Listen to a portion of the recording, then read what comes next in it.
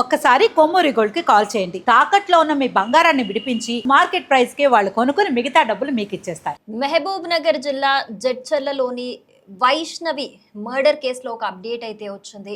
ఏదైతే తేజ హాస్పిటల్లో కొట్టుమిట్టాడుతూ ఉన్నాడో ఈ రోజు తుది శ్వాస విడిచినట్టుగా అంటే మరణించినట్లుగా మనకు తెలుస్తోంది. సో ఇక్కడ మనం చూసుకోవచ్చు, కర్మ అనేది ఎవరిని వదిలిపెట్టదు అన్నది క్రిస్టల్ క్లియర్గా మనకు కనిపిస్తోంది.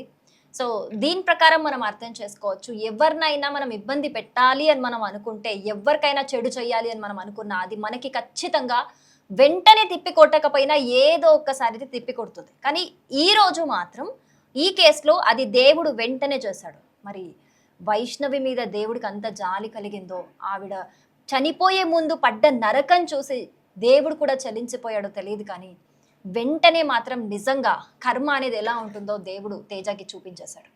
సో ఈరోజు అంటే మంగళవారం రోజున తేజ మృతి చెందినట్లుగా మనకి తెలుస్తోంది.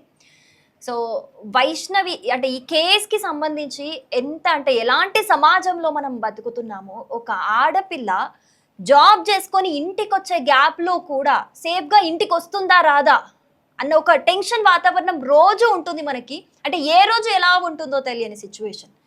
రోజులాగే వెళ్ళిన ఒక ఆడపిల్ల ఇంటికి వచ్చేసరికి ఇంటికి వచ్చే దారిలోనే శవమై కనిపించిందంటే ఆ తల్లిదండ్రుల వేదన ఏ విధంగా ఉంటుందో ఒక్కసారి మనం ఆలోచించాలి. ఎప్పట్లాగే రోజులాగే స్కూల్కి వెళ్ళింది వైష్ణవి, కానీ వచ్చేసరికి తిరిగి ఇంటికి చేరుకోలేకపోయింది. మధ్య దారిలోనే నిజంగా ఎలాంటి పరిస్థితుల్లో నిజంగా తల్లిదండ్రులు వారు కన్న బిడ్డల్ని అంటే వారి తదనంతరం ఓకే కానీ, అంటే పిల్లలు వాళ్ళ తదనంతరం చూస్తే ఓకే కానీ, తల్లిదండ్రులు బతికుండి పిల్లల్ని అలా చూడడం అనేది నిజంగా అది ఎవ్వరికీ చెప్పుకోలేని ఒక క్షోభ. అది అసలు ఇందులో తప్పెవరిది అనుకోవాలి మనం? మరి ఆ అమ్మాయి అందరు ఆడపిల్లలాగే ముందుగా ఆ అబ్బాయిని నమ్మింది. ఒక 2 years రిలేషన్లో ఉన్నారు, మాట్లాడుకున్నారు, అంత బాగానే ఉంది. ఆ తర్వాత ఆ అబ్బాయి కరెక్ట్ కాదనిపించింది. ఒక అమ్మాయికి రిలేషన్షిప్లో ఉన్నాకైనా తర్వాత అయినా తన లైఫ్ ఏంటో తను డిసైడ్ చేసుకునే ఆప్షన్ లేదా మన సొసైటీలో?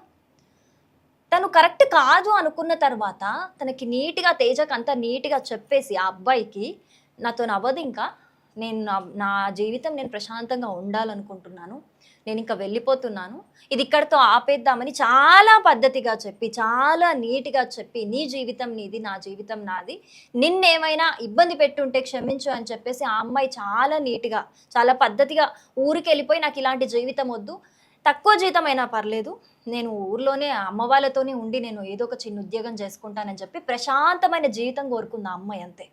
కానీ ఏమైంది లాస్ట్కి? నిజంగా జీవితం లేకుండా అయిపోయింది ఆ అమ్మాయికి. అసలు ఆ అమ్మాయి చేసిన తప్పేంటి? అందరు ఆడపిల్లలాగే నమ్మింది కదా ఒక అబ్బాయిని.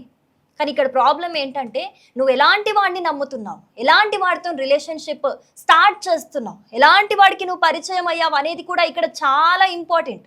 అది మనం కీన్గా అబ్జర్వ్ చేయాల్సిన సిచ్యువేషన్. ఎందుకంటే ఆ అమ్మాయి ఆ 2 years కూడా తేజ అనే అబ్బాయిని చాలా జెన్యున్గా నమ్మింది, చాలా జెన్యున్గా హార్ట్అవుట్గా మాట్లాడింది, తన మనస్ఫూర్తిగా చేసింది ఏది చేసినా. బట్ ఆ అబ్బాయిని నడవడికని అంతా అబ్జర్వ్ చేస్తూ వచ్చాక ఇది కరెక్ట్ కాదు అని ఆ అమ్మాయికి అనిపించిన తర్వాత, అంటే వాళ్ళిద్దరికి సెట్ అవ్వదు, నా మెంటాలిటీకి నీ మెంటాలిటీకి సెట్ అవ్వదు అనిపించిన తర్వాత ఆ అమ్మాయి మూవ్ ఆన్ అవ్వాలనుకుంది. సో ఆ స్వతంత్రం ఖచ్చితంగా ఒక ఆడపిల్లకు ఉంటుంది, ఎందుకు ఉండదు? ఈరోజు రేపట్లో ఒక రిలేషన్షిప్లో అబ్బాయిలు ఎంతమంది నిర్దాక్షిణంగా మోసం చేసి వెళ్ళిపోవట్లేదు అమ్మాయిలని. అలాంటిది ఒక అమ్మాయి రిలేషన్షిప్లో ఉన్నాక కూడా చాలా పద్ధతిగా చెప్పి మంచిగా సార్ట్అవుట్ చేసుకొని వెళ్ళిపోయింది ఆ అమ్మాయి, ఏం మోసం చేసి వెళ్ళలేదు. కానీ ఆ అబ్బాయికి దురాలోచనలు ఉన్నాయి కాబట్టి రిలేషన్షిప్లో ఉన్నప్పుడు. అండ్ దీనికి సంబంధించి ఇంకొక అప్డేట్ ఏంటి అని అంటే, ఈ విచారణలో కూడా పోలీసులకు కొన్ని విషయాలు వెల్లడయ్యాయి. ఏంటంటే ఆ అబ్బాయి ఫోన్కి సంబంధించి కొన్ని వాట్సాప్ చాట్స్ తీశారు, అసలు ఏం జరిగింది, ఎవరిది తప్పు ఏంటి అని చెప్పేసి. అందులో దారుణమైన విషయాలు వెలుగులోకి వచ్చాయి. రిలేషన్షిప్లో వైష్ణవి తేజ ఉన్నప్పుడు ఆ అమ్మాయిని అంటే ఈ తేజ అనే అబ్బాయికి ఒక 3 ఫ్రెండ్స్ ఉన్నారు.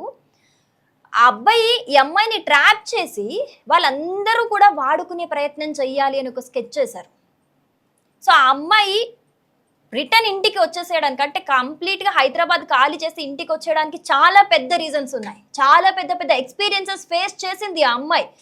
ఫ్యూచర్ని ఊహించుకోగలిగింది, ఇలా ఉంటుంది నా ఫ్యూచర్ భయానకంగా, ఇది నాకొద్దు అనుకున్న తర్వాతే ఒక బిగ్గెస్ట్ డెసిజన్ తీసుకొని నా లైఫ్కి ప్రశాంతత మాత్రమే కావాలి, నా ఫ్యామిలీతో నేను ఉంటాను అని చెప్పేసి ఆ అమ్మాయి చాలా నీట్గా వచ్చేస్తుంది. కానీ ఆ దుర్మార్గుడు ఏం చేశాడు, అప్పటికే ట్రాప్ చేశాడు. ఏవేవో దురాలోచనలు ఉన్నాయి, డబ్బు డిమాండ్ చేశాడు, అన్నీ చేశాడు. కానీ ఇప్పుడు లాస్ట్కి ఏమైంది, చనిపోయాడు. అందుకే మనం ఎదుటి వాళ్ళకి ఏం చేస్తామో ఆలస్యం అయినా సరే అదే మనకి తిరిగి వస్తుంది. ఈ కేసులో కూడా దేవుడు తేజకి అదే చూపించాడు.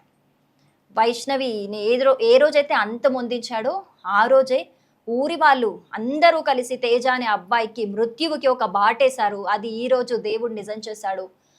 తేజ అనే అబ్బాయి కూడా చెడు చేసినందుకు మృతి చెందడం అయితే జరిగింది. సో అసలు ఈ మొత్తం సినారియో చూసినాక మీకేమనిపిస్తుంది తప్పకుండా కమెంట్ చేయండి.